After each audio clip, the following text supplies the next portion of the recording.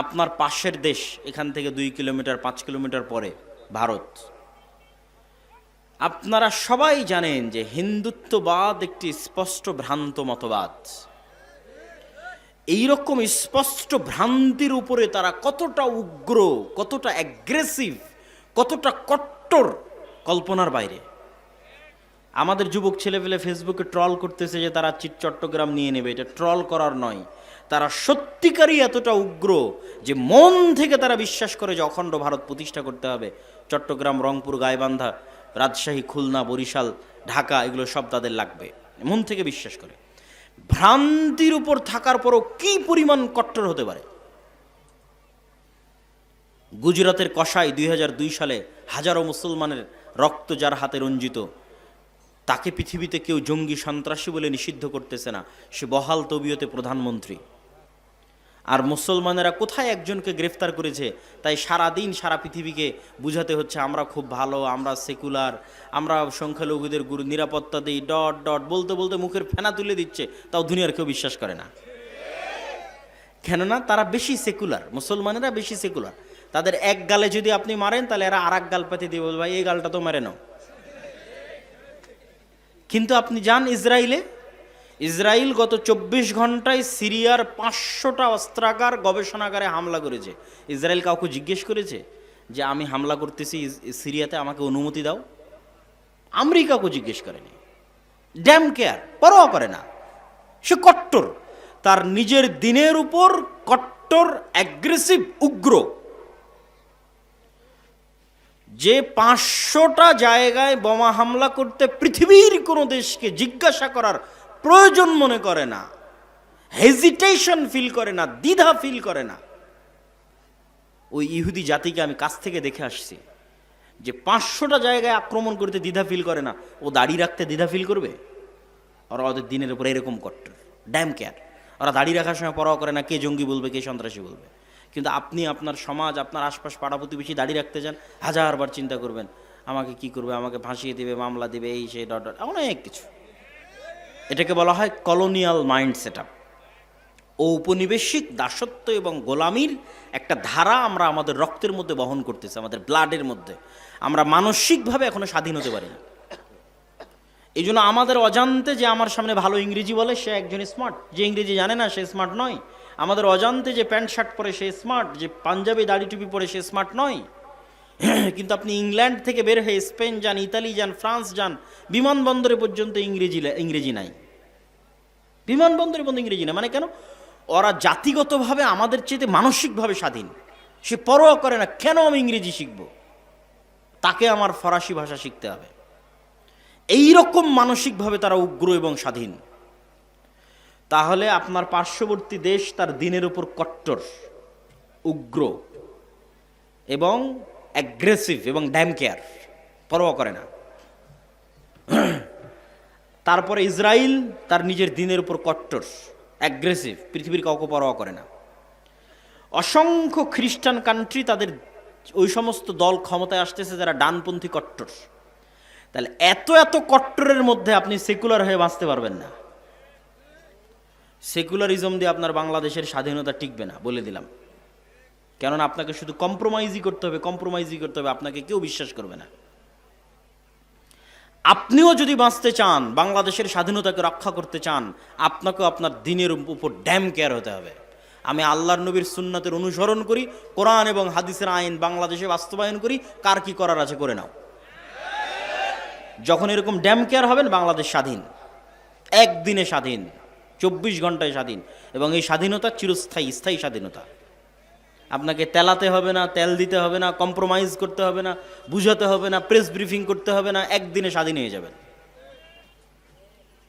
এবং আপনারাও যদি আপনাদের ব্যক্তি জীবনে প্র্যাকটিস করেন, ইহুদিদের দেখে শিখেন, তারা অভিশপ্ত। আল্লাহ সুবহানাহু ওয়া তাআলা বলেছেন তারা অভিশপ্ত। কোরআন মাজিদে আল্লাহ বলেছেন গায়রিল মাগদুবি আলাইহিম ওয়ালাদ-দালিন, এই ইহুদিরা অভিশপ্ত। কিন্তু আপনি ভয়ঙ্করভাবে আশ্চর্য হবেন, তারা একটা অভিশপ্ত জাতি হওয়ার পরেও সারা পৃথিবীর মানুষকে ইহুদিরা শিখালো ছেলে হোক মেয়ে হোক দুটি সন্তানই যথেষ্ট। আপনি আমাকে একটা ইহুদি ফ্যামিলি বের করে দিবেন যার একটাই সন্তান অথবা দুটোই সন্তান। প্রত্যেকটা ইহুদি ফ্যামিলির 4টা 5টা 6টা 7টা করে সন্তান।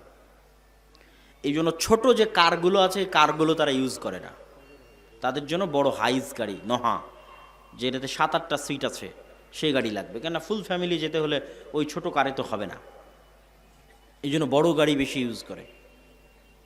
সারা পৃথিবীতে ইহুদিরা এই সুদি কারবার প্রচলন করে রেখেছে। কোনো ইহুদির সাথে সুদি লেনদেন করে না, অথচ সারা পৃথিবীর সুদি কারবারের কন্ট্রোল তাদের হাতে, কিন্তু ওরা নিজেরা কখনো সুদি কারবার লেনদেন করে না। সারা পৃথিবীতে LGBTQ সমকামিতার মতো ভয়ঙ্কর অপরাধ গুনাহ শিখানোর জন্য কোটি কোটি টাকা তারা ব্যয় করতেছে, কিন্তু প্রত্যেকটা ইহুদি স্কুলে LGBTQ নিষিদ্ধ, এবং সেটা পরোয়া করে না যে এটা আমি নিষিদ্ধ করে রেখেছি তো কে আমাকে কি বলবে, এটা পরোয়া করে না। সম্মানিত উপস্থিতি, এই জন্য ওদের কাছে অনেক কিছু আপনার শিখার আছে যে নিজের দিনের উপর কি পরিমাণ কট্টর হতে হয়। আপনি বাংলাদেশ থেকে বের হয়ে আর একটা খ্রিস্টানের সাথে ঘুরলে আপনি চুল পরিমাণ ধাক্কা খাবেন না। আপনি দেখবেন যে ওই খ্রিস্টান 6 দিন 5 দিন কাজ করে যা টাকা ইনকাম করছে গার্লফ্রেন্ডের পিছনে, পাবে জুয়ায়, বারে মদে, উইকেন্ডে সাপ্তাহিক ছুটিতে শেষ করে দিচ্ছে। ফলত আপনার কাছে মনে হবে এটাই দুনিয়া, কিন্তু যখন আপনি একটা ইহুদির কাছে যাবেন, ইহুদির সাথে উঠা বসা করবেন, আপনি আশ্চর্য হবেন। আপনার হালালের চাইতে ওর হালাল খাওয়ার রেস্ট্রিকশন বেশি কঠিন। মদ শুকুর খাওয়া তো বহু দূরের কথা, ওর রেস্ট্রিকশনের জ্বালাতে আপনি টিকতে পারবেন না। আপনি বলবেন বাবারে আমরা কত বাছাই করি, তার চাইতে দেখি এরা আরো বেশি বাছাই করে। কি পরিমাণ কট্টর তাদের দিনের উপর। এমন কোনো রেস্টুরেন্ট নাই যে রেস্টুরেন্টে একজন হুজুরকে নিয়োগ দেওয়া নাই, যেই হুজুরের কোনো কাজ নাই, একটাই কাজ, শুধু রান্নাটা হালাল পদ্ধতিতে হচ্ছে কিনা সেটা দেখবে। আপনাদের বালিয়াডাঙ্গি বাজারে যতগুলো রেস্টুরেন্ট আছে মনে করেন প্রত্যেকটা রেস্টুরেন্ট মালিক একটা করে হুজুরকে চাকরি দিয়ে রেখেছে। হুজুরের কি কাজ? শুধু দেখবে যে রেস্টুরেন্টের রান্না কিভাবে হচ্ছে, হালাল অনুযায়ী হচ্ছে, ব্যাস। প্রত্যেকটা ইহুদি রেস্টুরেন্টে একজন করে রাবাই আছে।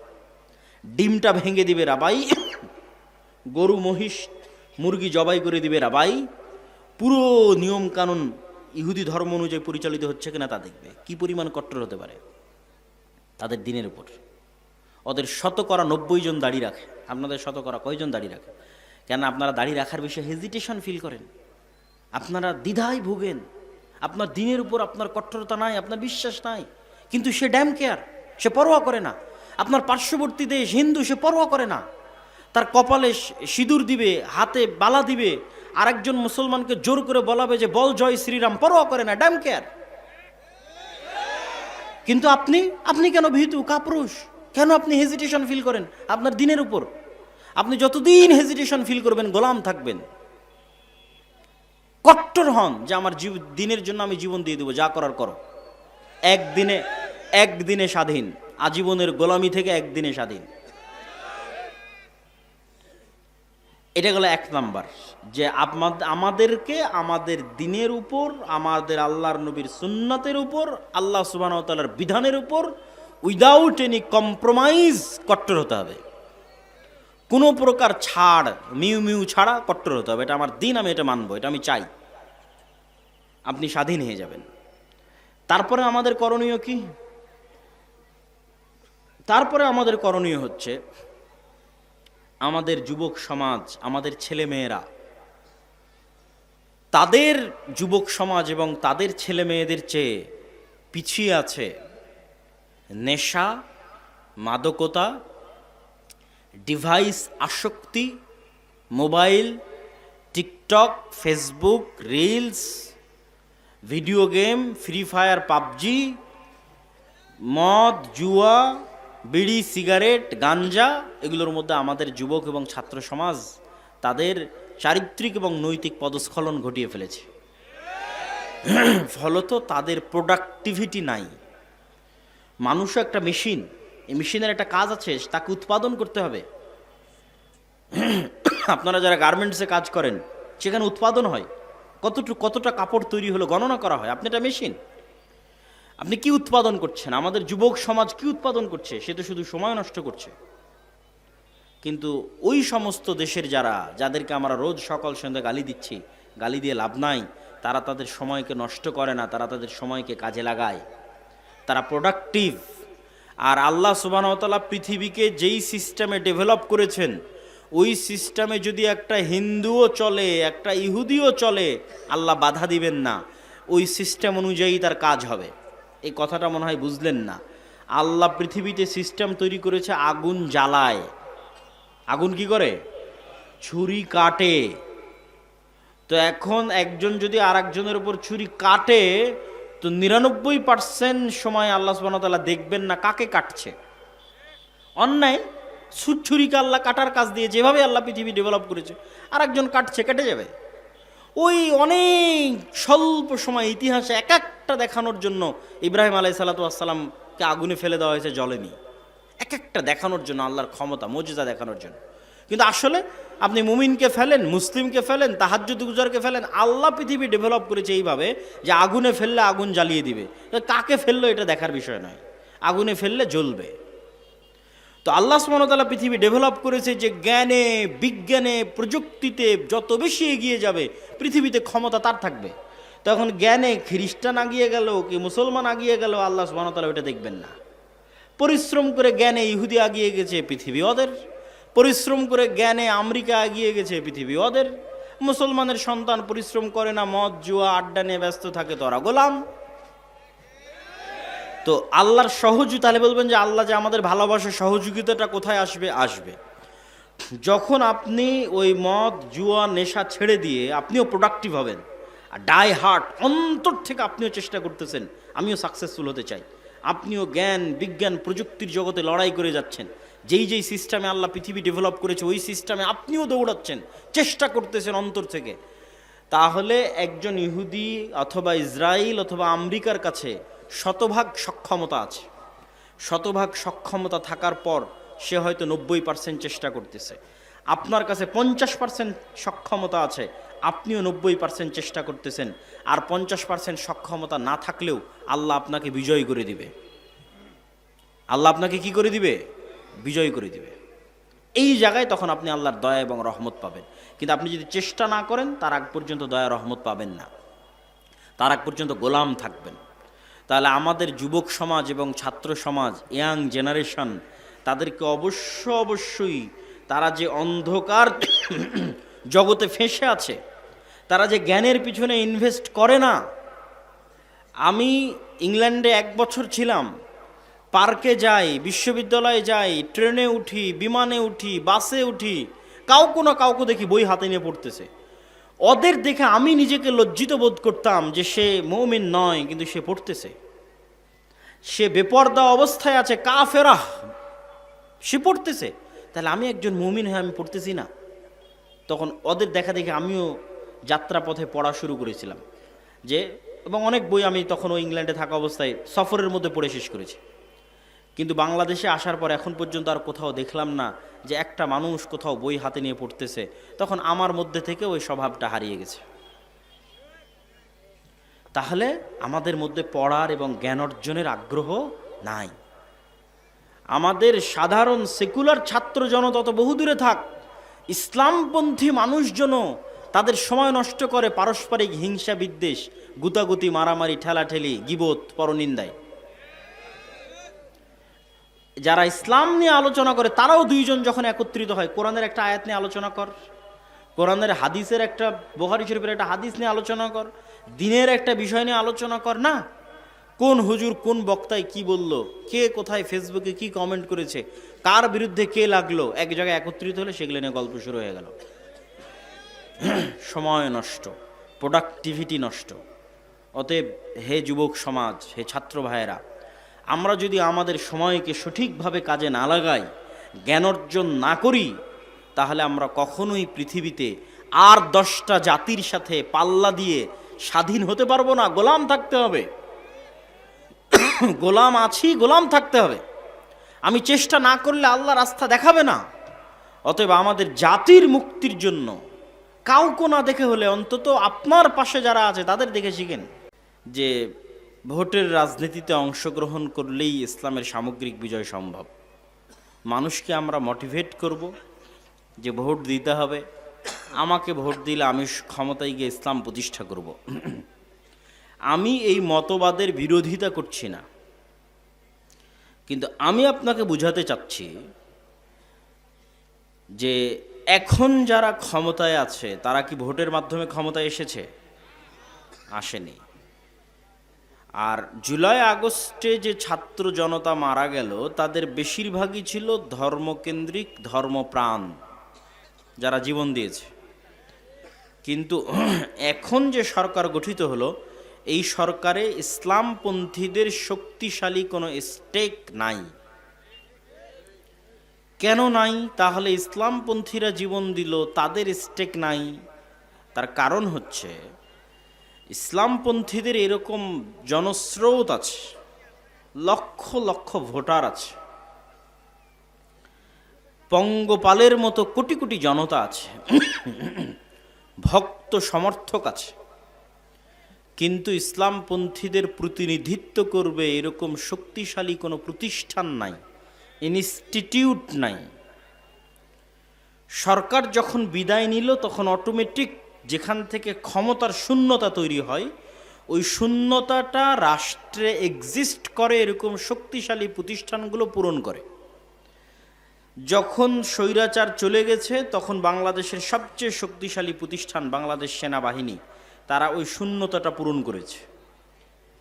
এরকম আরও অসংখ্য শক্তিশালী প্রতিষ্ঠান আছে, শক্তিশালী মিডিয়া প্রতিষ্ঠান প্রথম আলো, ডেইলি স্টার, শক্তিশালী অর্থনৈতিক প্রতিষ্ঠান ব্র্যাক, গ্রামীণ ব্যাংক, শক্তিশালী মানবাধিকার প্রতিষ্ঠান অধিকার। যাদের বাংলাদেশে শক্তিশালী প্রতিষ্ঠান ছিল তাদের লক্ষ লক্ষ কোটি কোটি পঙ্গপাল স্রোতের মতো ভোটার না থাকলেও রাষ্ট্রে যখন ক্ষমতার শূন্যতা তৈরি হয়েছে তখন ক্ষমতার শূন্যতা তারা পূরণ করেছে। জীবন দিয়েছে ইসলামপন্থী ছাত্র জনতা সাধারণ, আর ক্ষমতার শূন্যতা পূরণ করেছে ডেইলি স্টার, প্রথম আলো, ব্র্যাক, গ্রামীণ ব্যাংক, অধিকার ইত্যাদি অসংখ্য এনজিও এবং অসংখ্য অর্থনৈতিক, সামাজিক এবং মিডিয়া প্রতিষ্ঠান। কিন্তু মুসলমানদের প্রতিনিধিত্ব করবে এরকম শক্তিশালী কোনো মিডিয়া নাই, মুসলমানদের প্রতিনিধিত্ব করবে এরকম শক্তিশালী কোনো অর্থনৈতিক প্রতিষ্ঠান নাই, মুসলমানদের প্রতিনিধিত্ব করবে এরকম শক্তিশালী কোনো ইনস্টিটিউট নাই। তাহলে পঙ্গপালের মতো কোটি কোটি ভোটার থেকেও লাভ নাই। তার প্রমাণ হচ্ছে 5ই আগস্টে ইসলামপন্থীরা সরকার গঠন করতে পারেনি। আপনি যদি মনে করেন আমি এখনই নির্বাচন করে এখনই ক্ষমতায় যাব, তাহলে এতটুকু নিশ্চিত থাকেন যে আপনি যদি 90% ভোটও পান জনগণের দিয়া, যদি আপনি ক্ষমতায় যান এবং ইসলাম প্রতিষ্ঠা করার চেষ্টা করেন, আগামী 5 বছর পর আপনি থাকবেন না। এটা হচ্ছে যখনই আপনি শর্ট টার্ম পরিকল্পনা করে সামনে আগাবেন। মুসলমানদের সবচেয়ে বড় সমস্যা হচ্ছে মুসলমানেরা ক্ষণস্থায়ী স্বল্প মেয়াদী পরিকল্পনা করে, দীর্ঘস্থায়ী সুদূর প্রসারী কোনো পরিকল্পনা মুসলমানদের নাই। আমাকে এখনই ক্ষমতায় যেতে হবে, এখনই লক্ষ লক্ষ মানুষ ভোট দিয়ে আমি ক্ষমতায় চলে যাব, কিন্তু আমি এখনই লক্ষ লক্ষ মানুষের ভোটে ক্ষমতায় গেলে 5 বছর পর যারা ক্ষমতায় থাকবো না, এটা আমার মাথায় নেই। আমার তো এই চিন্তা করা উচিত যে আমি ইসলামকে বাংলাদেশে যেই দিন ক্ষমতায় নিয়ে যাব সেই দিন দুটো জিনিস ঘটবে। এক, উইদাউট এনি কম্প্রোমাইজ ইসলাম বাংলাদেশের ক্ষমতায় আসবে। 2, চিরস্থায়ীভাবে আসবে, 2 বছরের জন্য, 5 বছরের জন্য নয়, স্থায়ী। এটা হচ্ছে ইসলামের থিওরি। ইসলাম চায় এভাবে ক্ষমতায় আসতে, চুক্তিবদ্ধ হয়ে নয়, তোমার সাথে কম্প্রোমাইজ করে নয়, আদর্শগত কম্প্রোমাইজ করে এবং সময়গত কম্প্রোমাইজ করে ইসলাম ক্ষমতায় আসতে পারে না। ইসলাম ক্ষমতায় আসবে আইডিওলজিক্যাল উইদাউট এনি কম্প্রোমাইজ এবং স্থায়ীভাবে। তো মুসলমানদের সমস্যা হচ্ছে তারা স্বল্পমেয়াদী কাজ করে এবং রিয়্যাক্ট করে।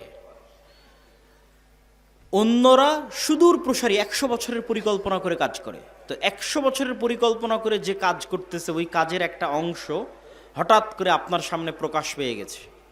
হঠাৎ করে যখন আপনার সামনে প্রকাশ পেয়ে গেছে তখন আপনারা এরকম লক্ষ জনতা লিল্লাহি তাকবীর আল্লাহু আকবার বলে রাস্তায় নেমে গেলেন। এটাকে বলে রিয়্যাক্ট করা।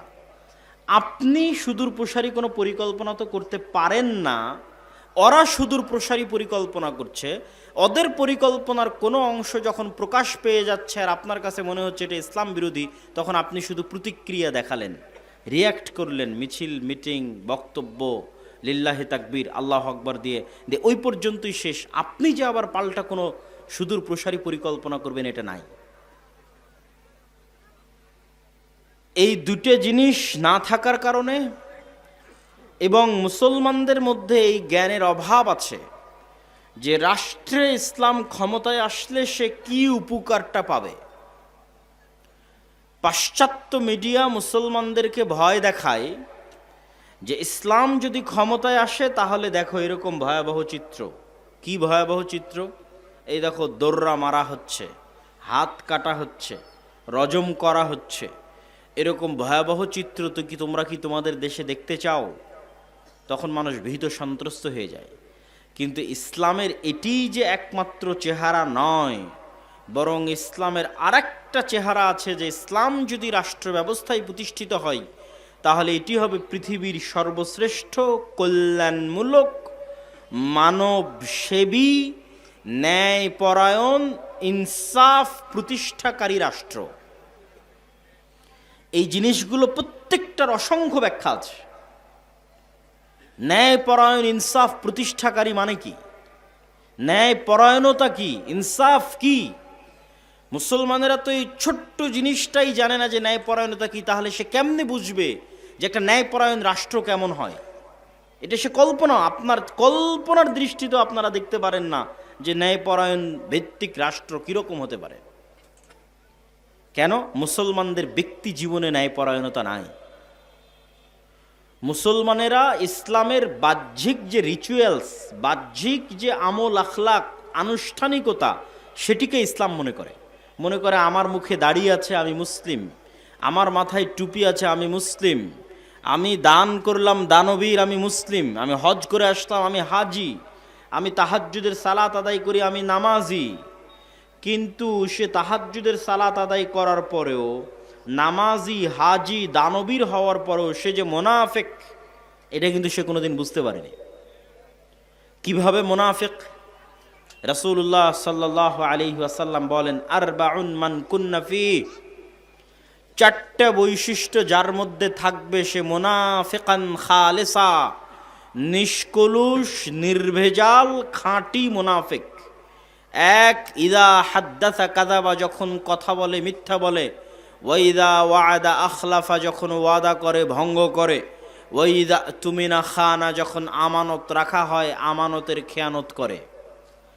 স্কুলের প্রিন্সিপাল এই দায়িত্ব আমানত, মাদ্রাসার মুহতামিম এই দায়িত্ব আমানত, ইউনিয়নের চেয়ারম্যান এই দায়িত্ব আমানত, এমপি, মন্ত্রী, minister, OC, AC land, sub registrar, সচিব, প্রধানমন্ত্রী, প্রধান উপদেষ্টা, এই প্রত্যেকটা পদ হচ্ছে আমানত। কিন্তু আপনি বলেন গত 16 বছরে এমনও দুর্নীতিবাজ ছিল যে তাহাজ্জুদ গুজার। কথা বলেন না যে? এমনও দানবীর ছিল যে প্রশ্ন ফাঁস করে সেই টাকা আল্লাহর রাস্তায় দান করেছে।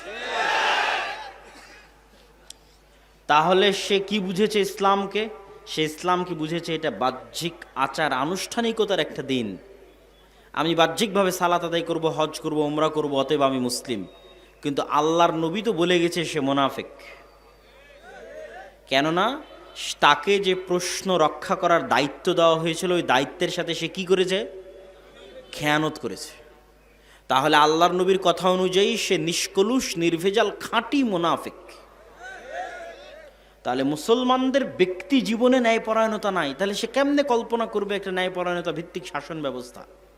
আমাদের ব্যক্তি জীবনে ন্যায়পরায়ণতা নেই। রন্ধ্রে রন্ধ্রে আমাদের সমাজ এবং রাষ্ট্র ব্যবস্থার প্রত্যেকটা সেক্টরে দুর্নীতি তথা মুনাফিকি তথা আমানতের খেয়ানতে পরিপূর্ণ।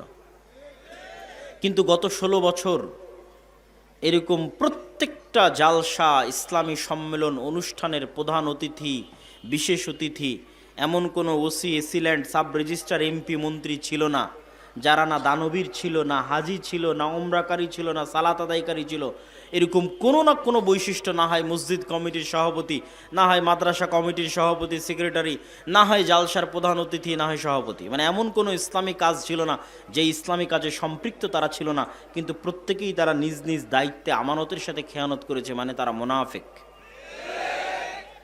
ঠিক আমি শুধু তাদেরকে গালি দিচ্ছি তা নয়, আপনারা এবং আমরা আমাদের ব্যক্তিগত জীবনে পরীক্ষা করতে পারি যে আপনার বাবা অথবা আপনি অথবা আপনার দাদা, আপনার বাবা তার বোনকে, তথা আপনার বাবা আপনার ফুফুকে, অথবা আপনি আপনার বোনকে বাবার সম্পত্তিতে ওই জায়গাটা দিয়েছেন যেই জায়গাটা কম দামি, পানিতে ডুবে থাকে, অথবা দেননি, কিন্তু আপনি তাহাজ্জুদ গুজার, আপনি হাজি, আপনি দাড়িওয়ালা, আপনি মাথায় টুপি, মাদ্রাসা মসজিদের কমিটির সভাপতি সেক্রেটারি, মসজিদে প্রথম কাতারে, কিন্তু আপনি তো মুনাফিক।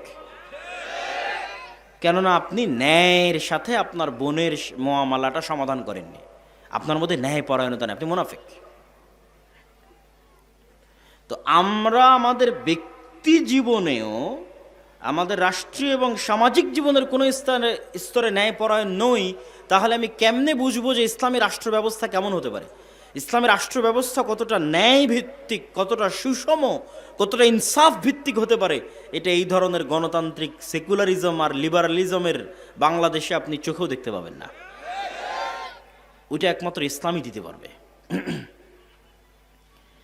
কিন্তু ওই ইসলাম যদি ক্ষমতায় আনতে হয়, তাহলে যেমন আপনাদের এরকম শক্তিশালী প্রতিষ্ঠান লাগবে, ঠিক আমাদের ব্যক্তি জীবনে সততা এবং ন্যায়পরায়ণতা লাগবে। কেননা আপনার মাধ্যমেই তো ইসলাম ক্ষমতায় আসবে। তা আল্লাহ সুবহানাহু ওয়া তাআলা নিজে ন্যায়পরায়ণ, সারা পৃথিবীর সকল ক্ষমতার একচ্ছত্র মালিক তিনি তার দয়ায় আপনাকে ক্ষমতা দিবেন, আর আপনার মধ্যে ন্যায়পরায়ণতা নাই, তাহলে আল্লাহ কেমনে দিবে? কেন আল্লাহ তো ন্যায়ের সাথে পৃথিবী পরিচালনা করে, আল্লাহ তার ক্ষমতা ন্যায়ের সাথে পৃথিবীতে প্রতিষ্ঠিত করে, তাহলে আল্লাহ তাকে কখনোই ক্ষমতা দিতে পারে না যার নিজের মধ্যে ন্যায়পরায়ণতা নাই। আপনি জোর করে ক্ষমতা দখল করে নেবেন সেটা ভিন্ন কথা, আল্লাহ আবার জোর করে ছিনিয়েও নিবে, যেমনটা আল্লাহ ছিনিয়ে নিয়েছে দেখছেন। সিরিয়াতে আল্লাহ সুবহানাহু ওয়া তাআলা ছিনিয়ে নিল 11 দিনে, আপনাদের এখানে নিয়েছে 36 দিনে, সিরিয়াতে নিয়ে নিয়েছে 11 দিনে, আপনাদের চেয়ে তো কম সময়ের মধ্যে। সুতরাং কুলিল্লাহুম্মা মালিকাল মুলকি তুতিল মুলকা মান তাশা, একচ্ছত্র ক্ষমতার মালিকানা কার হাতে? আল্লাহর হাতে। তো আল্লাহ যদি মনে করে তার দয়ায় আল্লাহ তার বাছাইকৃত বান্দাদেরকে ক্ষমতা দিবে, তাহলে অবশ্যই আল্লাহর সেই বাছাইকৃত বান্দাদেরকে আল্লাহর দয়া পাওয়ার উপযুক্ত হতে হবে। আর সেই দয়া পাওয়ার উপযুক্ত হওয়ার 1 নম্বর শর্ত, তাদের ব্যক্তিগত, পারিবারিক, সামাজিক জীবনে ন্যায়পরায়ণতা থাকতে হবে, তাহলে সে নেতা হতে পারবে। ন্যায়পরায়ণ এবং সত্যবাদী হওয়া ছাড়া you can't be a leader, আপনি আল্লাহর দৃষ্টিতে নেতা হতে পারবেন না। আমাদের নবী মুহাম্মদ সাল্লাল্লাহু আলাইহি ওয়াসাল্লাম যদি সত্যবাদী না হতেন, ন্যায়পরায়ণ না হতেন, আবু সুফিয়ান কখনোই আল্লাহর নবীর হাতে ইসলাম গ্রহণ করতো না। 2 নম্বর মানুষের কাছে, দুর্নীতিবাজ মানুষের কাছে, মিথ্যুক মানুষের কাছে কেন আমি ইসলাম গ্রহণ করব? আবু সুফিয়ানও জানে যে মুহাম্মদ সাল্লাল্লাহু আলাইহি ওয়াসাল্লাম একজন সচ্চা, ন্যায়পরায়ণ, একনিষ্ঠ, আমানতদার মানুষ, সে তার দাবিতে সত্যবাদী, এটা আবু সুফিয়ানও জানে। সুতরাং আল্লাহর নবীর মতো ফ্রেশ হৃদয় ছাড়া, মানে সাফ অন্তর, যে অন্তরে কলুষতা নাই, অন্যের প্রতি অন্যায় নাই, মিথ্যা নাই, এরকম সাফ হৃদয় নিয়ে যখন আপনি সালাতে দাঁড়াবেন, হজ করবেন, দান করবেন, ইসলাম প্রতিষ্ঠার জন্য চেষ্টা করবেন, তখন আল্লাহর দয়ায় কিভাবে আল্লাহ আপনাকে ক্ষমতা দিয়ে দিবে আপনি বুঝতেও পারবেন না।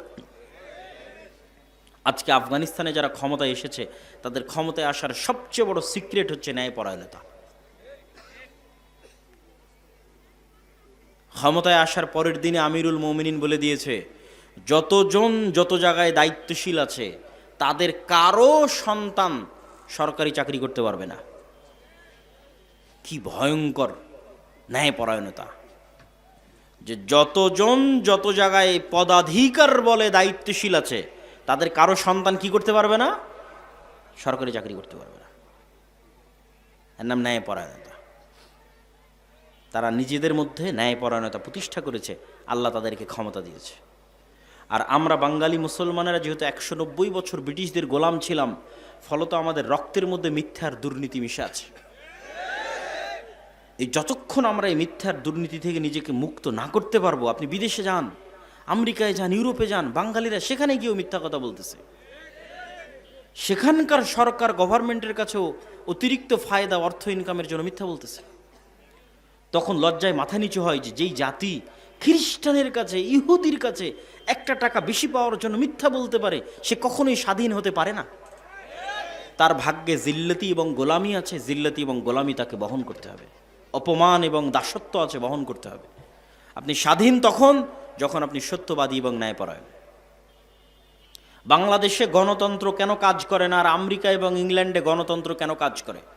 আমেরিকা এবং ইংল্যান্ডের প্রতিষ্ঠানগুলো শক্তিশালী, আর বাংলাদেশে যেই ক্ষমতায় আসে সে বিচার ব্যবস্থা, পুলিশ, আইন ব্যবস্থা সবগুলোকে নিজের পকেটের মধ্যে ঢুকিয়ে ফেলে।